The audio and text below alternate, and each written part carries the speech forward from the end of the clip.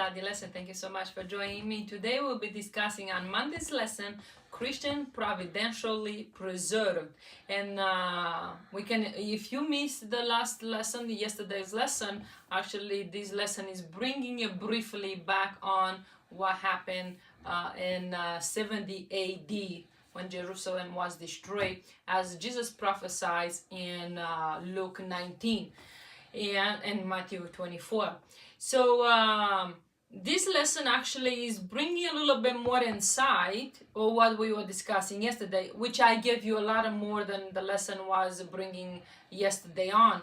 But today also is bringing that with the Romans. Remember that when the Christians saw the Romans approaching Jerusalem, the city Jerusalem, then with the banners, with the bearer, they saw they having the idols on there, and they knew that the Romans come for them, and they remember the words of Jesus when was saying that when you see all these things happening, you need to flee, you need to leave everything behind and flee. And that's what they did. And a lot of Christians were preserved because of the warning that they had, the words of Jesus. With this, the Romans fleeing and the Jews pursuing the Christians in Jerusalem fled to Pella and Perea and beyond the Jordan River. So they flee, and their life was spared. And as we see in Isaiah 46:1, it says, God is our refuge and strength, a very present help in trouble. So what also we see in here, we see that God is with his people. And if we listen to his voice, if we listen to his words, God is there for us. And he promised that he will not leave us or forsaken us. So I don't think it should be for a Christian difficult to, how to say this. I know it's difficult being a Christian in the world we live today. But it's not difficult when we walk with Christ, we have peace into our hearts. In Isaiah 41:10 it says, Fear not, I am with you. Be not dismayed, for I am your God. I will strengthen you, yes, I will help you. I will uphold you with my righteous hand. So here we see that God is promised us that whatever we're going through, we shouldn't fear. We shouldn't be afraid.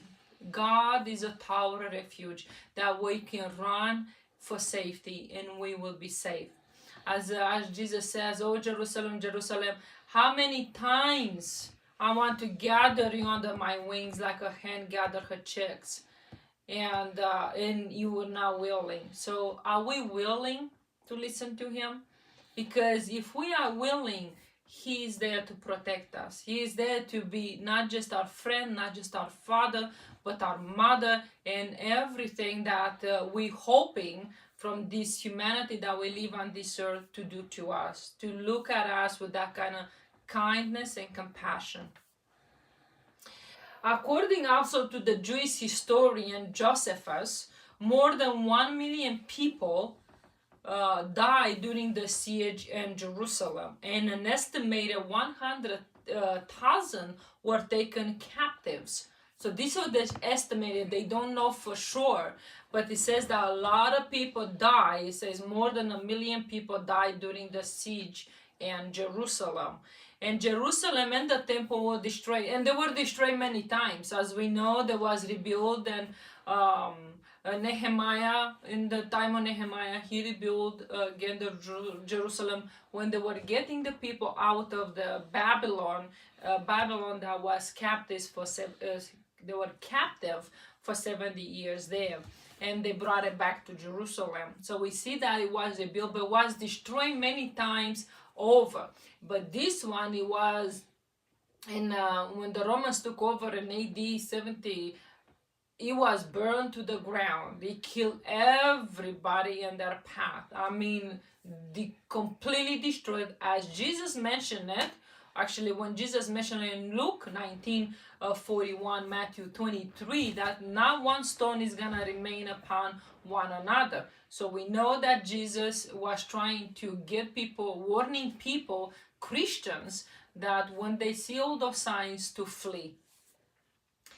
Also the booty that the Romans took from Jerusalem, they took the loot and treasure and everything else. It says they founded the construction of Colosseum, one of the most visited monuments in Rome. So that's what happened with the treasure they took from that siege from Jerusalem when they destroyed and took everything. They founded the construction of Colosseum that is found in Rome. So that now that when you visit Rome and you visit that huge Colosseum, now you know that the Romans took Jerusalem over and killed man, child, and woman, and took all the treasure to build, and they built that Colosseum. So the Romans have quite a history, don't they? So also, as it was in those times, also is gonna be again, is gonna happen, and there will be times when the people of God experience hardship, persecution, imprisonment, and death and itself for the cause of Christ. But even in the most challenging of times, with Satan's most vicious attacks, God sustained and preserved his church, doesn't it? All throughout history, when we look back in history, we see how God kept his faithful people preserved. He protected them from the evil. Why? Because they were faithful. They were faithful, and they would stand for no matter what would happen to them, no matter what Satan threw into their path, they would never deny their God. And as we see that, if it wasn't for these people in the past, then what will be today?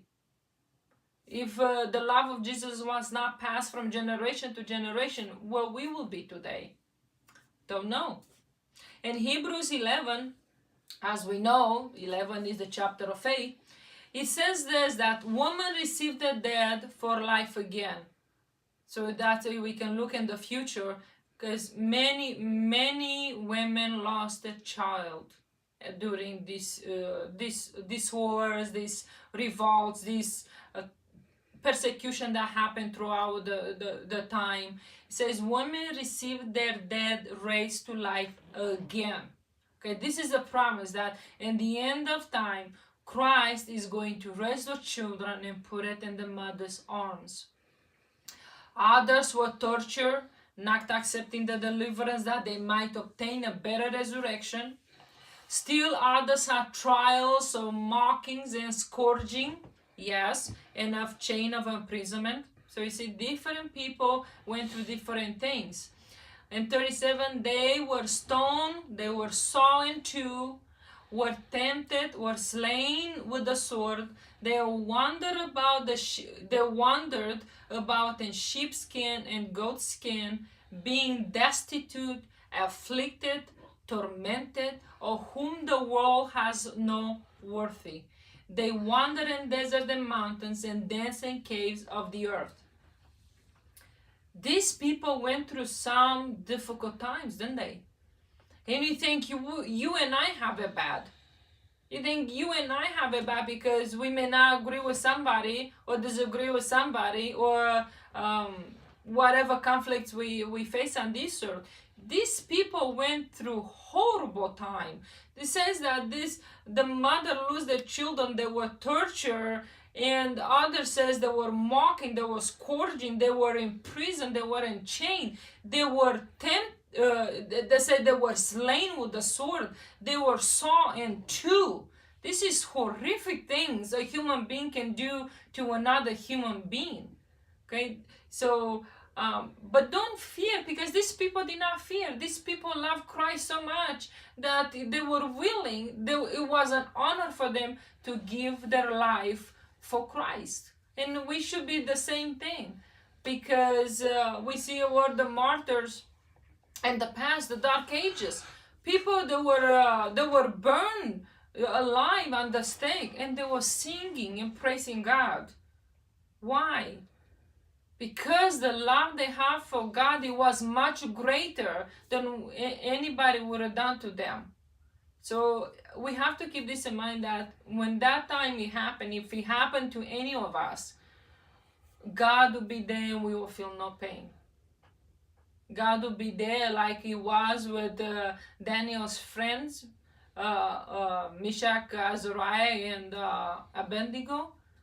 They were there in the midst of him, and they were not burned, not one bit, right?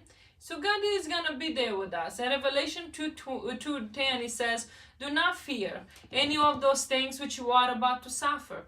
Indeed, the devil is about to throw some of you in prison, that you may be tested, and you will have tribulation 10 days. But faithful until death, and I will give you the crown of life. Okay, so what is talking about? So what did you catch when you read this Bible text? What did you catch in here? You catch that do not worry about what you're gonna suffer, right? Everything gonna be okay. No matter what the devil is gonna throw you, if he throw you in prison or whatever he may do to test you. I mean, also it stands out the 10 days of tribulation. So I was gonna a little bit go in the history and study about this. What's the 10 days of tribulation? So if you remember the prophetic days, that is literally years, okay? So those 10 days, they're 10 years, and if we go in the history and we see this period of 10 years, it's called the Great Persecution.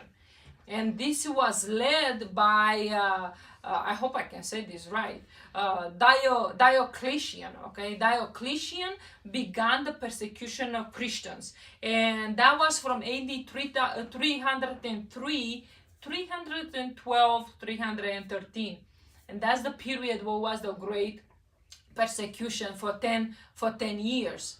And after him, few years later after him, then Constantine the Great, the emperor, came along, and you know what happened. Then he thought, well, this is way too great, and he was on the side of the Christians, and that's when he gave the decree that everyone should come and worship the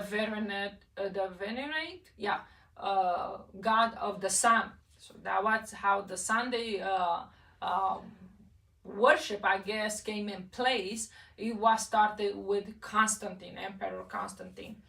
Okay, so also we see that also they call it the Diocletianic Great Persecution was the last and most severe persecution of Christian and the Roman Empire, because he called it the Great. So this persecution had place for 10 years, and it was very, very great. It was horrible. This guy, he was Satan himself, if I can say so.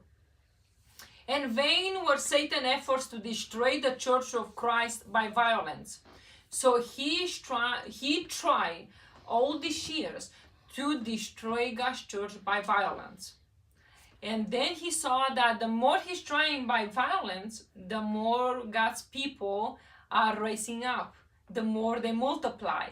So he created different devices how can get everybody to get on his side. So he decided, okay, the violence does not work. What else I can do? So he decided, how about I confuse everybody with all these? I'm just gonna give him the Bible to everybody, and not just the Bible, but plus and translation and different interpretations, and everybody is gonna be confused, and they don't know what to worship anymore. So he did that, and he does not do it with violence until Jesus is coming again. Just before Jesus is coming again, he is gonna do it again once more. Because he going to see that he is not succeeded no matter what method he is going to use. And so, in closing here, we have Thoughts from the Mount of Blessing, page 120, and says that the ruin of Jerusalem was a symbol of the final ruin that shall overwhelm the world. Here we see that when we look back and we see how great the city was and how it was destroyed, that not one stone fell upon another, it says that this also is to be a symbol in the end of time, how the world is gonna be overwhelmed by what is going to happen. It says the prophecies that receive a partial fulfillment and the overthrow of Jerusalem have a more direct application to the last days. So here we see that one part of this, a partial fulfillment was done then, but is another partial that is going to be done in the end of this world. Also says that we are now standing on the threshold of a great and solemn event. A crisis is before us such as the world has never witnessed. The majesty of heaven has the destiny of nations as well as the corners of his church and his own charge. So it's good news, because it doesn't matter what is coming upon this world. If we are faithful to God, he is faithful to us, and we shouldn't be afraid. We should be honored that we can suffer for Christ's sake. So this is our lesson for today. Thank you so much for watching. Until next time, may God bless you according to his riches and grace.